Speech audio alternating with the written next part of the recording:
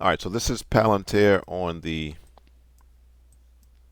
daily chart, and what I was anticipating was if we could see additional bullish price action, meaning closes above this support resistance band, that price would pull back and then go higher with a target at the $26 level.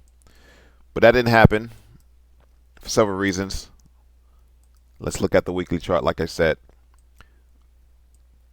price put in a wick, but we never got a close above this band. Could also see it on the monthly chart. Again, green candle closes below the high for November. Again, we did not get a close above. So this setup was null and void because we never got closes above this band here.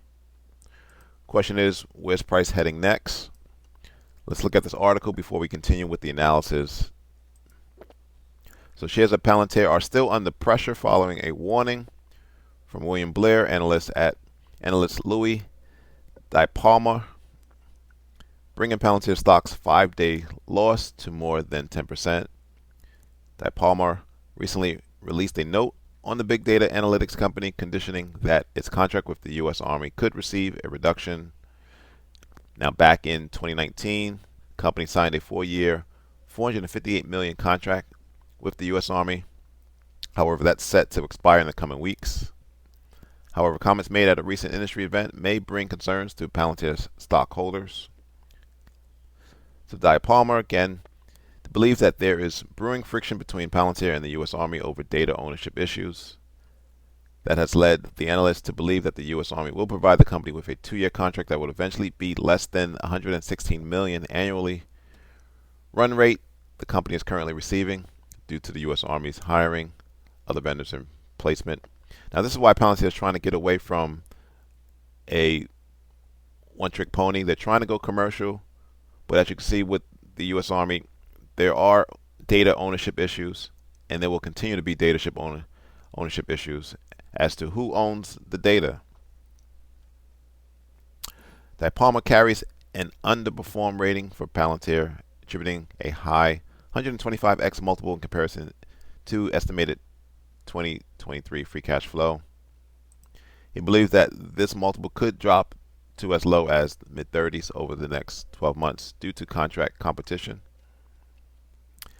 Now, another tip, look at what the insiders are doing.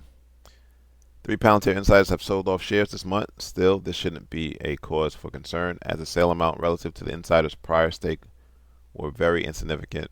The largest sale from Stephen Cohen, who converted 656,000 Class B shares to 656,000 Class A shares and sold them off. Cohen still owns 12.55 million shares of Class B shares following the sale. So, relative to what he owns, not huge, and we don't know why he's selling. Could be a number of reasons. Nevertheless, best way to determine where price is heading next is price action. So again, kind of scrolling back out to the monthly. We're at $17. Best level to go long is at $14. This monthly buyer's level at $14. Why? Because anything in the middle, you're going to get chopped up.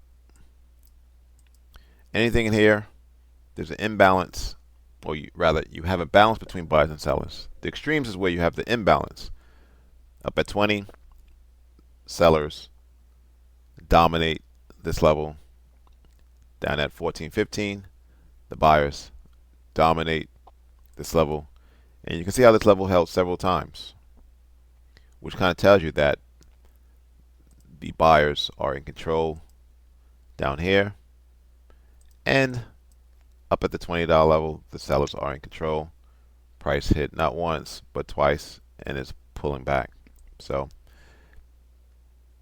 the chart suggests Palantir is a buy, but wait for price to continue to move down to $14. If price never gets there, wait for a breakout and a retest to go long. Thanks for watching. Subscribe. Please like the video.